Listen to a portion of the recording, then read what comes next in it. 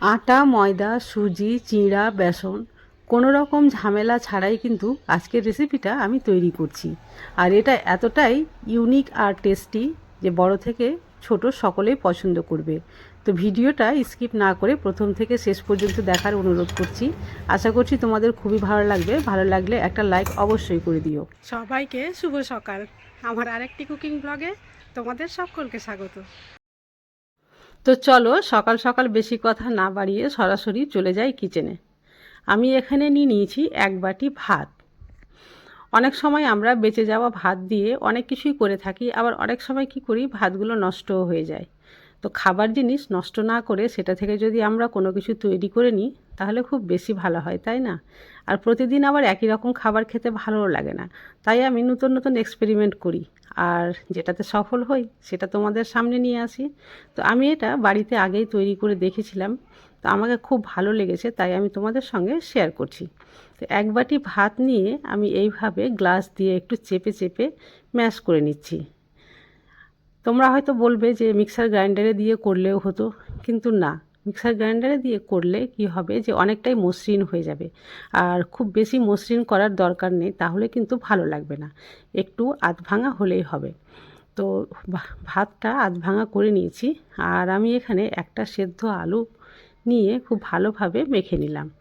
আলু আর ভাত একটু হাত দিয়েই মেখে নিচ্ছি, কারণ এটা চামচ দিয়ে মাখা বা হ্যান্ড উইস্কের সাহায্যে মাখা সম্ভব নয়, যতটা হাতে ভালো হবে আর কি। তো আমি হাত দিয়েই করে নিচ্ছি। তো একটু এভাবে মেখে নেওয়ার পরে এখানে কিছু মশলা অ্যাড করতে হবে, তাই দিয়ে দিলাম লঙ্কার গুঁড়ো, চাট মশলা, জিরা,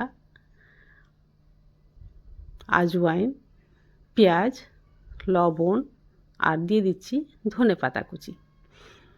তারপরে দিলাম 2 টেবিল চামচ কর্নফ্লোর। সব শেষে দিয়ে দিচ্ছি 2টো বিস্কিট। 2টো বিস্কিট নিয়ে এইভাবে একটু গুঁড়ো করে দিলাম। তারপরে আবারও সমস্ত উপকরণ খুব ভালোভাবে মেখে নিয়ে একটা ডোয়ের মতো করে নেব। তো এই ধরনের সহজ সরল এবং ইউনিক রেসিপি আমি প্রতিদিন তোমাদের সঙ্গে শেয়ার করে থাকি। তো আমার রেসিপিগুলো তোমাদের যদি ভালো লাগে তাহলে অবশ্যই আমার চ্যানেলটি সাবস্ক্রাইব করে পাশে থেকো। আর আগে থেকে সাবস্ক্রাইব করে থাকলে তোমাদের জন্য রইল অসংখ্য ধন্যবাদ। তো দেখো, ডো রেডি হয়ে গেছে, আর হাতটা অনেকটাই চিটচিটে হয়ে গেছে, তাই আমি হাতটা ধুয়ে পরিষ্কার করে নিলাম। আর অন্য একটা পরিষ্কার থালা নিয়েছি, আর সেটাতে আগে আমি তেলটা মাখিয়ে নিলাম।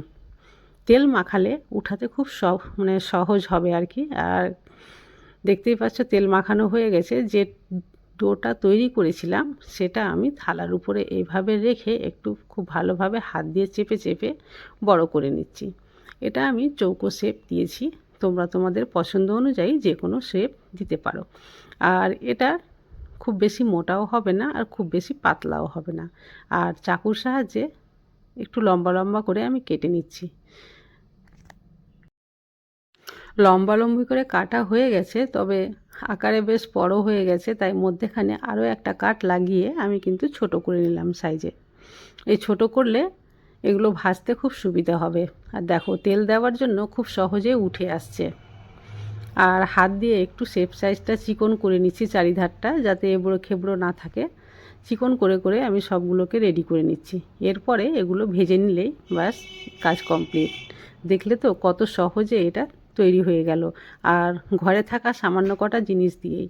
বাড়িতে যদি হঠাৎ কোনো গেস্ট চলে আসে আর মাথায় কোনো বুদ্ধি না আসে, হাতের কাছে কিচ্ছু না থাকে, তাহলে তোমরা ভাত দিয়ে এই রেসিপি তৈরি করে যদি তাদের আপ্যায়ন করো, তারা বুঝতেই পারবে না যে কি দিয়ে তাদের আপ্যায়ন করা হয়েছে। তো দেখো গ্যাসের ফ্লেম অন করে একটা কড়াই বসিয়েছিলাম, তেল গরম হয়ে গেছে। আর এগুলো দিয়ে উল্টে পাল্টে ভেজে নিচ্ছি। তবে গ্যাসের ফ্লেম মিডিয়াম টু লোয়ে রাখা যাবে না, একেবারে হাই ফ্লেমে উল্টে পাল্টে ভেজে নিতে হবে।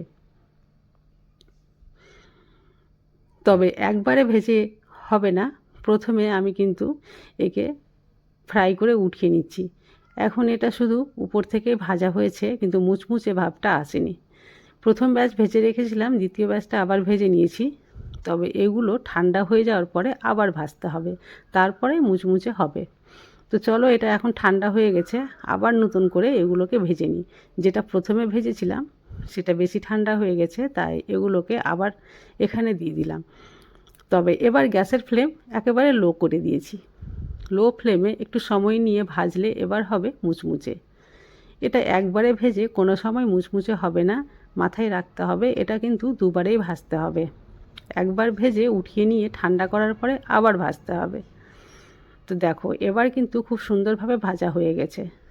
আর কতটা মুচমুচে হয়েছে চলো তোমাদের দেখাই।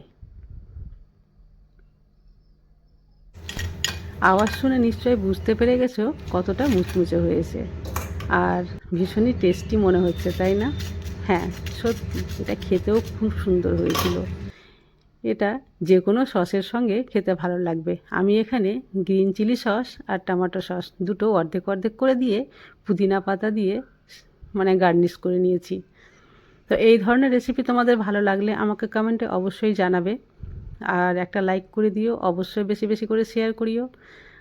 আজ তাহলে এই পর্যন্তই, আবার আসবো অন্য ভিডিও নিয়ে। ততক্ষণ পর্যন্ত তোমরা সবাই সুস্থ থেকো, ভালো থেকো।